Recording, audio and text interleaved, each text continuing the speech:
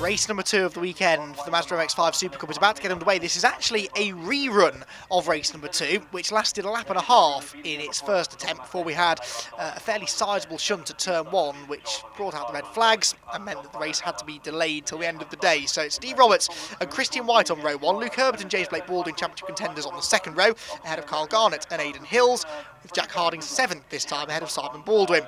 Johnny Greensmith down on the 5th row again with Sam Tatler, then it's Gary Townsend and the returning Alan Henderson, with Tom Parker, Alec Livesley, Alex Miller and Nick Rutter next in line. Then it's Jeff Gurrier, Bradley Kent, George Grant, Alex King, Mark Swarbrick and Duncan Harris at the back. So, as I said, the second attempt to run this race, this will be the final race of the weekend as well. The reverse grid third race will hopefully be run at a later event. But for now, this is it. The second and final race of the day here at Castle Combe is underway. They launch towards turn number 1 with Steve Roberts looking to try and repeat his race victory from the first race of the day, on board with Mark Swarbrick as he dives to the outside of 3 or 4 cars on the run up the hill. And he's gained some ground immediately off the line in the number 23 car. Good to check in with Mark. We haven't really got to see all that much of him so far this year. They crest over and rise though, and James Blake Baldwin has the race lead. He's found a way past Steve Roberts, so Blake Baldwin ahead of Roberts, who slots into second place this time at least, so it's a slightly calmer run through the first corner than we had the first time round. On board with Jack Harding, the black car to our left is Christian White. Oh, and Jack into the back of Carl Garnett. It all got very, very busy down in towards the S's that time around, but Christian White started second, so he's really lost some ground off the line, and he's lost even more now by getting shuffled out of line down towards the S's. Well, Jack Harding, who lost his share of the championship lead after his slightly difficult result in race number 1.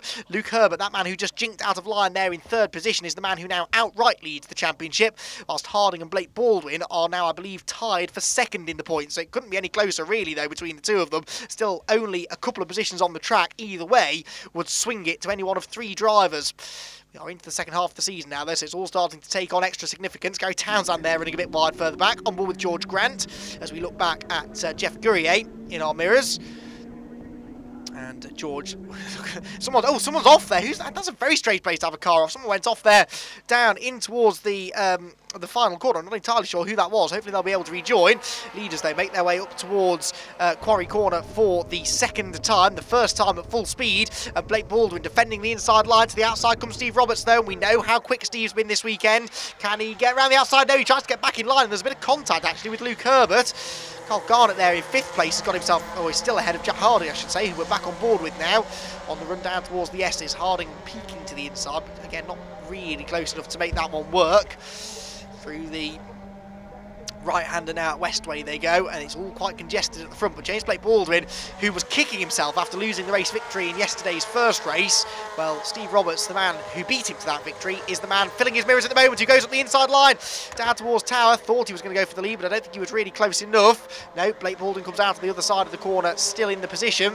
So Blake Baldwin leads, Roberts second, Herbert third, it's Hills in 4th, Garnett 5th, then Harding 6th, 7th Christian White, 8th is Johnny Greensmith, and 9th, and nice to see him back in the lead bunch, is Alan Henderson, car 185. We're on board with Luke Herbert, a unique view here from the roll cage of the reigning champions car. As he heads down towards Camp Corner, you really see the speeds involved there here at Castle Combe and the lack of runoff area as well. If you go off the road, then you're straight in the barriers and almost certainly out of the race. Steve Roberts, though, looking to try and go around the outside of James Blake Baldwin. He wants this lead back. He wants a double race victory here from Castle Combe. Can he do it? Looking to the outside line, that could open the door for Luke Herbert on the inside, though. Keep an eye on the second of those blue cars up the inside, car number 1, to try and take advantage of this side-by-side action in front of him. Blake Baldwin and Roberts almost leaning on each other, and Luke Herbert could make it 3 wide. Looks to the inside of the pair of them on the run down towards the S's.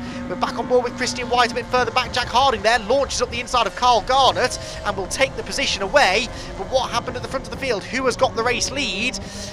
Just being kicked up. They're all still there. They're still side by side though, but Roberts has got it. So Roberts has got the race lead, side by side for second now between Blake Baldwin and Luke Herbert, and Aidan Hills saying, don't forget about me, I want to get back on that podium.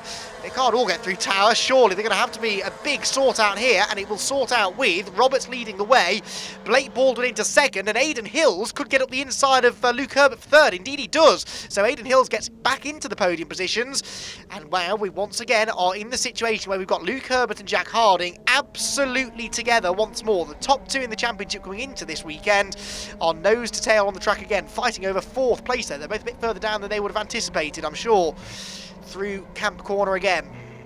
out onto the curb on the exit of the corner, but Rob Boston Racing's Steve Roberts is back out in front. There's a bit of damage to the rear bumper. It's just hanging a bit loose in the wind. He's had contact from somebody. Remember, he had contact from James Blake Baldwin up at this corner on the first lap of race number 1.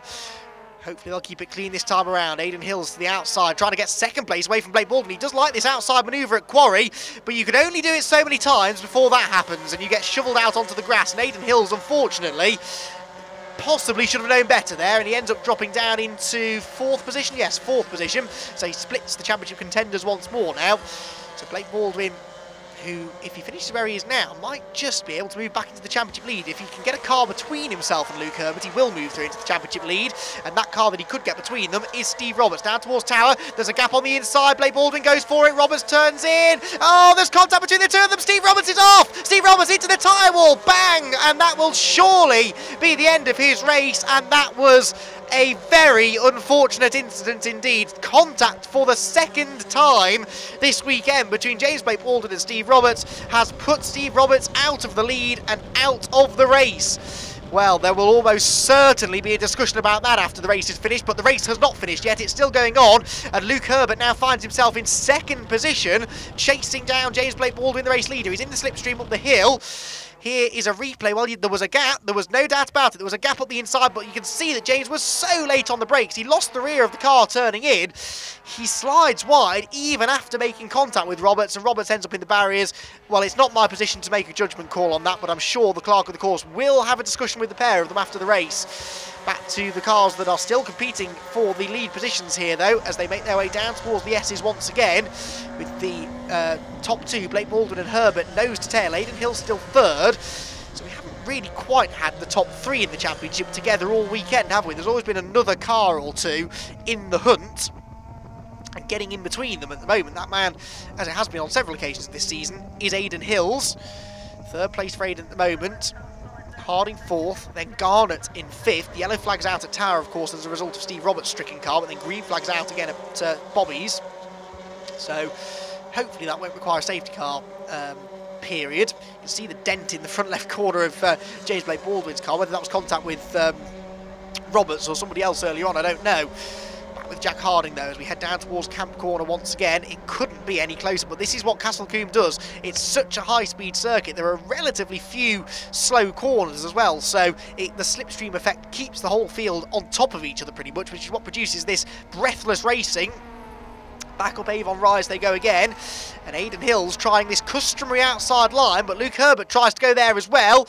They can't all fit, so Herbert ducks back into line. Around the outside goes Aidan Hills. He could get 2nd place out of all of that. Oh, almost contact there, but I think Aidan Hills has got his nose in front. Can he bully his way across the apex in towards the S's, though? They turn into the right-hander. There's a bit more contact, but yes, through goes Aidan Hills, and Jack Harding now draws himself almost alongside Luke Herbert. In fact, he is alongside Luke Herbert as they go through hammer down, but Luke with the inside line hangs on to 3rd position.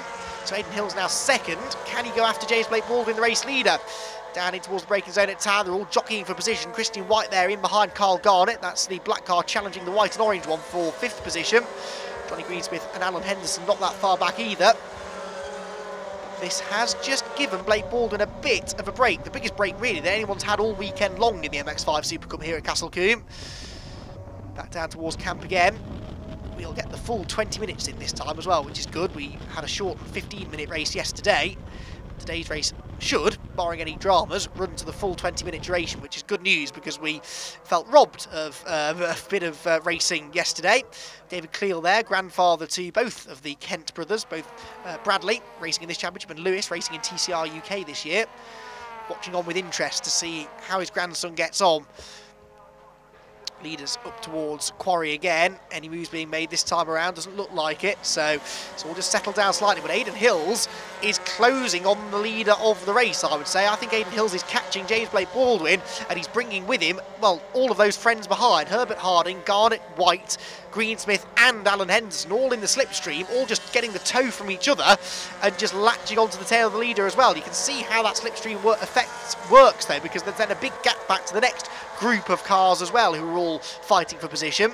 but the lead gap is now no more. It's only a car length or so really now separating Blake Baldwin and Hills, and Blake Baldwin's car a little bit loose, a little bit squirrely there going through Tower. Just looks like the rear tyres maybe getting a bit warm. Now that will be a factor in this race because the track temperature has soared. It was warm yesterday, it is baking hot today, and so the track temperature is by far warmer than it was in yesterday's race. So tyre management could be key.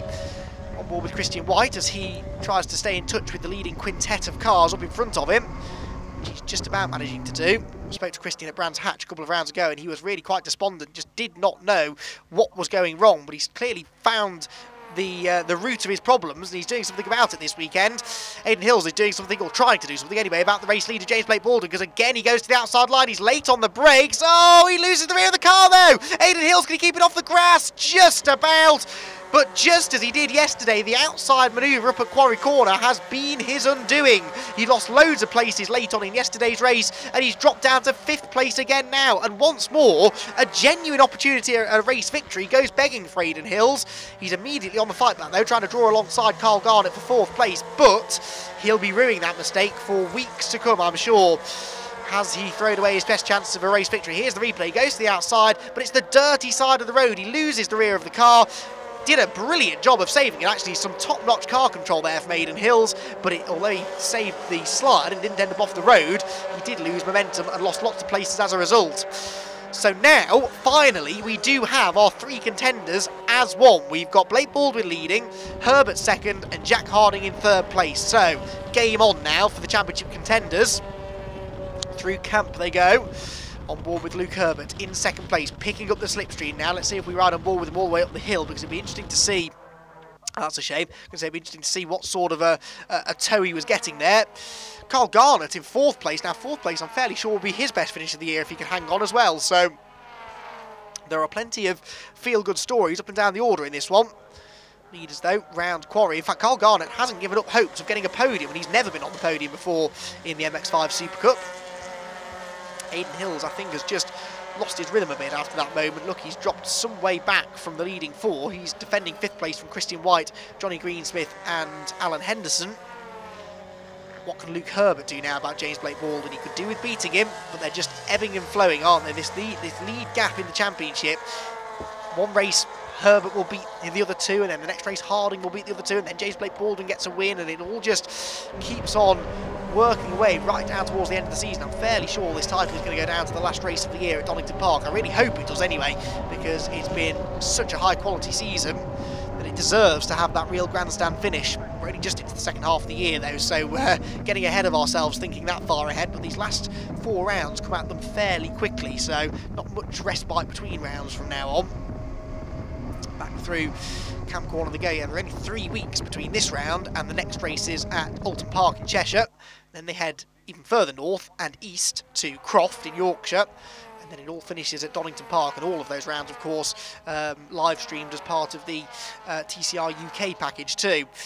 Now, Luke Herbert, I thought, would be able to stay with the race lead, but actually he's really started to struggle for pace. Has he made a mistake somewhere, or is this a problem maybe for Luke Herbert? Because Jack Harding is suddenly all over him now. No disrespect to Jack, but he has not been the strongest of these 3 drivers this weekend, and yet all of a sudden he looks the better of the 2. So can he move through into 2nd place and maybe, just maybe, go after the race leader? You can see the way the gap has shot out though between the top 2, so whether it was a moment for Herbert or whether maybe he started to run into some tyre trouble, I'm not too sure. We'll try and watch the body language of the car, see if he's starting to struggle for a handle. What it has done though is it's backed up Harding and Garnett and brought Hills and White back into the equation, with Johnny Greensmith and Alan Henderson not too far behind either. Back out of Bobby's, down towards the end of another lap. We're into the 2nd half of this race now. Time ticking on as they head down towards the final corner once again. Jack Harding, all late on the brakes, and you can see the rear of Luke Herbert's car does not look particularly stable, does it? Neither though is our onboard camera with Jack Harding, because he gave the curb such a clout then that we all of a sudden got a real Dutch angle on the camera coming through the final corner. But that just goes to show the severity of the curbs and bumps here at Castle Combe. It gives everything a real workover. Back with Luke Herbert, he turns in towards Quarry Corner. Oh, and Jack Harding goes through! Well, that came out of absolutely nowhere. Jack Harding suddenly threw one up the inside and goes into second place. And look at this, Carl Garnett's trying to follow him through as well. This will be for third place for Carl, but Luke Herbert's always going to turn in. And so Luke is at least able to hang on to third. Now, can he work with Jack Harding and try and get the pair of them back onto terms with Blake Baldwin, I wonder, up front? Out through Westway they go, up towards Tower Corner. Could be a move of real significance though for Jack Harding. It's only worth 2 championship points, but there's the potential for Herbert to lose more places at the moment, it would seem. He does not seem very happy with that car. Harding's getting away from him, and Herbert is starting to feel the pressure from Carl Garnett now. Looks like they're going to keep Tower Corner under yellow flags though for the rest of the race, so no overtaking down there because Steve Roberts' car is still parked in a precarious position trackside. Down towards the final turn, on board again with Christian White. He's not far behind them now, right with Aidan Hills as they head out onto the pit straight yet again. Aidan just drifts a bit wide, but then the slipstream, he picks up that toe, and so it all sort of negates itself really as they run uphill, steeply uphill as well, towards Avon Rise. That's the crest, just as they kink left in towards the very tricky braking zone at Quarry. Catches so many people out this piece of road, and look at this, Luke Herbert, well, he's a rolling roadblock at the moment. Look at that, Carl Garnett into the back of him. Christian White runs wide, and Aidan Hill says thank you very much and nips up the inside of Garnett and possibly up the inside of Herbert as well. There is something not going right here for Luke Herbert. That car does not look particularly happy, and Luke will not be happy that he's having to put up such a rearguard action when really he should be focusing on going after the leading 2. So Aidan Hills goes 4th, Garnett down to 5th, and Christian White 6th is how that one settled out, with still Luke Herbert just about on the podium. Aidan Hills looking for this to continue this podium streak that he's had this year though. 4 meetings so far, 4 podium results, 1 in each. But he didn't have a podium in race 1 at Castle Combe, and we know that this will be the final race of the weekend here at Castle Combe because of the delays to the programme after the incident that we had in the first attempt to start this race. So this will be Aidan's last chance to get onto the podium. Down towards the final turn again, on board with Herbert. We're watching the mirrors though more than we're looking out in front now to see where Aidan Hills is. Harding's already checked out. Look, he's not really gaining on the leader, but Aidan Hills, who by the way has set the fastest lap in this race so far, just as he did in race 1, he, along with Steve Roberts, is arguably the quickest driver here this weekend. Just made a couple too many mistakes really, but he's going for this outside move again up towards Quarry Corner. Can he find a way through past Luke Herbert? Takes to the grass to try and make it work. He's going to go right round the outside. Inches between the 2 of them. Christian White has a big moment in the background, but Aidan Hills, has he been able to go right round the outside of the reigning champion down towards the S's? Who turns in first? It is Aidan Hills. So Aidan Hills back onto the podium. Luke Herbert off the podium. Now, when was the last time we saw Luke Herbert finish off the podium? Well, actually, it wasn't that long ago. It was race 3 at Brands Hatch, I believe, wasn't it? No, race 3 last time out at Rockingham was the last time he wasn't on the podium, and race 3 at Brands Hatch too. So it has traditionally for Luke, for some reason, been the last race of the day that he's struggled with. And the same is true here at Castle Combe. It may only be race 2, but it is the final race of the weekend for the Super Cup. And he's not going to end his weekend on a particular high by the looks of it, because he doesn't seem to have anything left in the tank to re-challenge Aidan Hills and try and take that position back. Back with Luke then as he heads into camp. The car doesn't look overly difficult to drive, it's just a little bit more difficult than it usually would be. And Luke Herbert, we've commented in the past, is so silky smooth in his driving style, but he's really having to soar at the wheel a little bit here in this one to keep the car moving forwards. And he's still having to fend off people from behind. Carl Garnett now, the latest man to latch onto his rear bumper.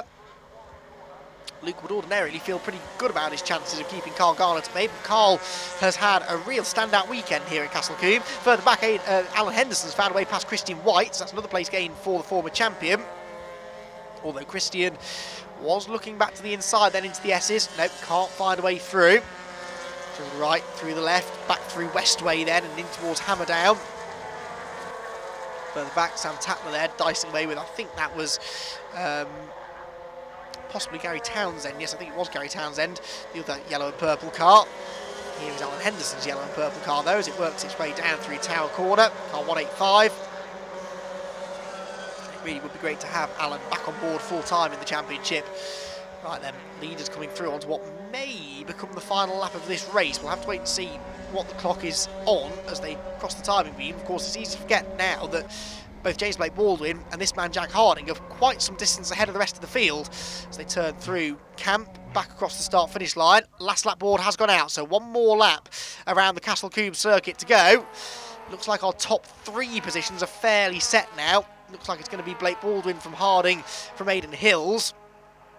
But what about 4th place? Because Luke Herbert is still having to defend heavily from Carl Garnett. Towards Quarry comes Christian White as he tries to find a way back ahead of Alan Henderson, who in turn is boxed in behind Johnny Greensmith, who's just not had the middle part of the season that he'd have hoped for after a really solid start to the year for Johnny, including that win, of course, at Knock Hill. It's just not quite gone to plan through the summer months so far for the former Porsche ace. Harding then in 2nd, and look at Aidan Hills, he's actually caught Jack Harding on this lap, so 2nd place isn't quite as secured as I thought it was maybe. Harding under pressure, runs wide, very wide indeed in fact, and so Aidan Hills will be right with him now as they go down into the last sequence of corners. James Blake Baldwin is looking good though for another race victory, what would be his 4th win of the season. However, that is very much provisional because there will be a discussion post-race, I'm sure, about that contact with Steve Roberts. For 2nd place, it looks like it will be Jack Harding, but James Blake Baldwin takes the race victory. 2nd place just to Jack Harding, who almost celebrated a bit too early there, and Aidan Hills in 3rd. Well, post-race, as we suspected might be the case, a penalty dished out to James Blake Baldwin. He is disqualified from the result, thus ending his championship challenge. Harding, therefore, inherits the win from Aidan Hills and Luke Herbert, 2nd and 3rd. And that will mean the championship is tied once again between Jack Harding and Luke Herbert. There you see confirmation of Blake Baldwin's non-finish or disqualification, and that cannot be counted as a drop score. Well, here's how the championship looks then. Luke Herbert and Jack Harding tied on points again, with Aidan Hills 3rd and Johnny Greensmith 4th. Steve Roberts 5th, Blake Baldwin down to 6th with that disqualification, putting him out of championship contention realistically. Then it's Simon Baldwin, Carl Garnett, Sam Tatler and Jack Sycamore rounds out the top 10. Jack, it's been a tough weekend for you. Yeah, it's been tough. We qualified 10th, so it was just damage limitation this weekend. We went from 10th to 5th in the first race, which was okay, but we didn't have the pace. So we started 7th in this race. We made a few adjustments, and yeah, we seemed to do all right. So I'd have been happy with the podium. Yeah, so 2nd's absolutely brilliant. Yeah, it's all looking well, isn't it? Particularly going forward. Alton Park, we've seen you quick there in previous years. Think you can do well there? Yeah, I'd like to think that the last 3 tracks, like they're all close to me, so they're kind of my home tracks, and you know, I enjoy going around them. So hopefully we'll go well there. But yeah, massive thanks to AK Motorsport this weekend. They've done an absolutely brilliant job with the car, and you know, family, friends, girlfriend, everything. Yorkshire Trade Windows for getting me here today. Well, congratulations, Jack. Look forward to seeing you at Alton. Thank you very much. Cheers. Aidan, you came out fighting there. Was it down to luck, or was that quite tactical, knowing other drivers were going to be suffering with this heat? I wouldn't say there was tactics or luck, to be honest. Obviously, we were in qualifying with 2.6, and it just made the weekend a lot harder than it should have been. I had the pace to win both races, really. In that one, you know, I briefly got into the lead and just made a little mistake, and James got back, and then we were back to 6th and just picking people off lap by lap, and ended up back in 3rd with fastest lap. So I can't complain. It's another podium. We've had 5 out of 5 meetings, so yeah, it's a good weekend, really.